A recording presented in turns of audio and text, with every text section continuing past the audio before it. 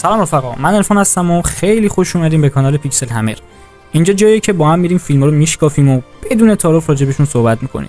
قراره اینجا با هم یه سفر بریم به دنیای سینما، از بلاکباسترهای پر سر و صدا گرفته تا فیلمایی که شاید کمتر به چشم بیان. قبل از شروع ویدیو یه چیزی بگم، اونم اینه که این نقد فقط نظر شخصی منه. اگه با هم مخالفی ریلکس باش رفیق، تو هم میتونی بیا این پایین نظرتو بنویسی و با هم دیگه صحبت کنیم.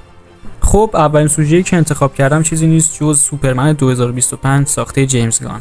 یکی از مورد انتظارترین فیلم‌های دنیای دیسی که کلی سر و صدا به پا کرده.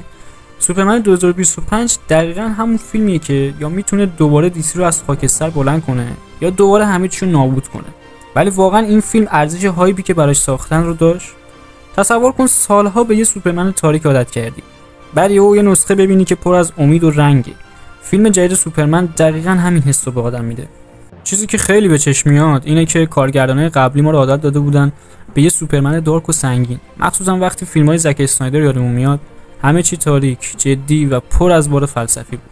ولی جیمز گان این بار تصمیم گرفت یه ریسک بزرگ بکنه و سوپرمن رو نشون بده که روشن‌تره، امیدوارتره و خیلی بیشتر شبیه به کامیک‌های کلاسیکه.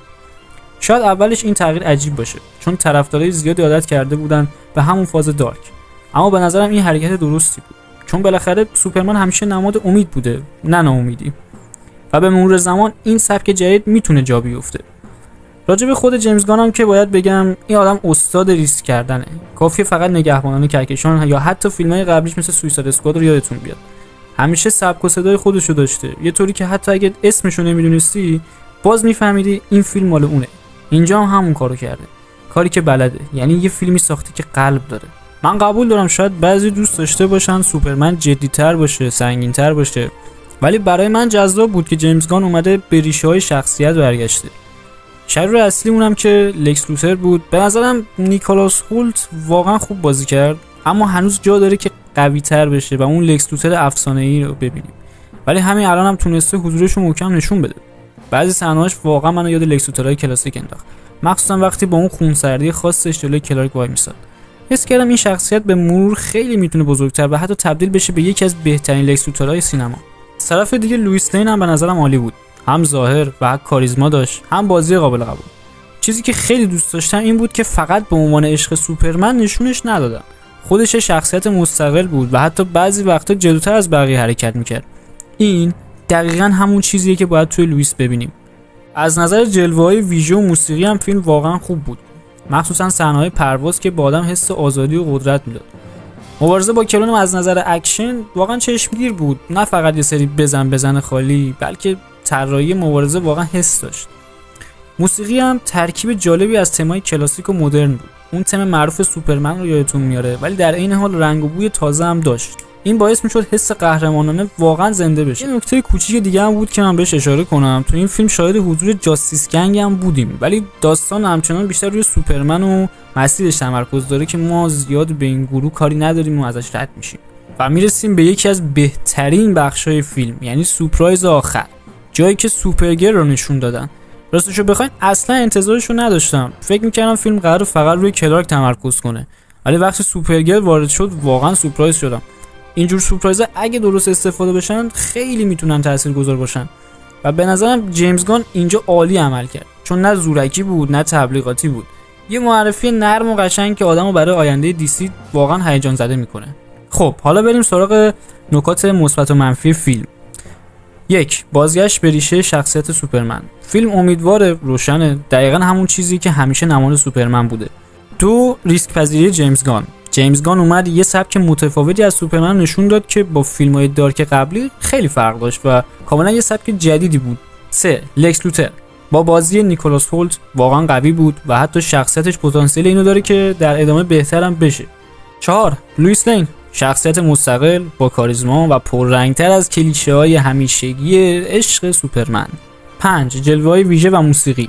صحنه‌های پرواز، مبارزه با کلون و موسیقی ترکیب شده با تم کلاسیک واقعا چیزای جذابی بودن. بالاخره جیمز گان دیگه، جلوه‌های ویژه‌اش همیشه یه امضای کار خاصی داره. 6. حضور سوپرگرل، که نگم براتون حضور سوپرگرل چقدر میتونه روی آینده دنیای دیسی تاثیر بذاره.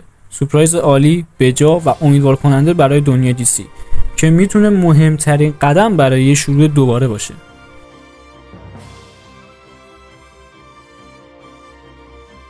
تفاوت فیلم با نسخه های قبلی. میدونم که خیلی ها هنوز عادت دارن به سوپرمن دارک و سوپرمن جدید ممکنه براشون یکم عجیب باشه یا حتی سطحی به نظر برسه. 2. لکس لوتر هنوز کامل نیست. درسته که خوب بود ولی اون تهدید بزرگ یا اون کاریزمای نهایی که انتظار داریم هنوز کامل نشده و هنوز جا داره که لکس لوتر بزرگتر و قوی‌تر بشه. 3. داستان ساده‌تر از حد انتظاره.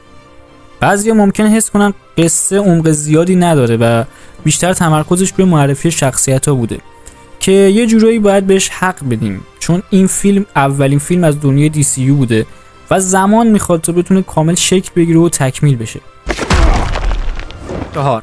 ریتم ناهماهنگ در بعضی از بخشا، مخصوصا وسطای فیلم که یکم احساس میکنید دارن فیلمو کش میدن یا یه جورایی که فقط میخوان مخاطبو بکشونن به اون صحنه‌های پایانی. در نهایت این فیلم برای من یه تجربه متفاوت از سوپرمن بود.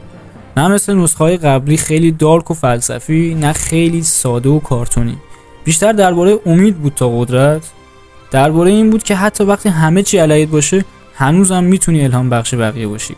نمره‌ای که من بهش میدم 7 از 10 چون هنوز جا واسه پیشرفت داره.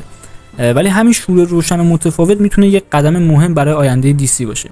این اولین قدم جیمز گان برای ساختن یه دنیای جدید بود و منم اولین نقدم رو با شما به اشتراک گذاشتم. اگه دوست داشتین بازم از اینجور ویدیو بسازم خوشحال میشم حمایتم کنید. حالا نوبت شماست. شما سوپرمن جدید رو دیدین؟ به نظرتون اون سوپرمن دارک زک اسنایدر بهتر بود یا این نسخه روشن جیمز گان؟ حتما تو کامنت ها برام بنویسین چون دوست دارم بدونم شما چی فکر میکنید. امیدوارم که روز خوبی داشته باشین و تا یه نقد دیگه، خدا نگهدار.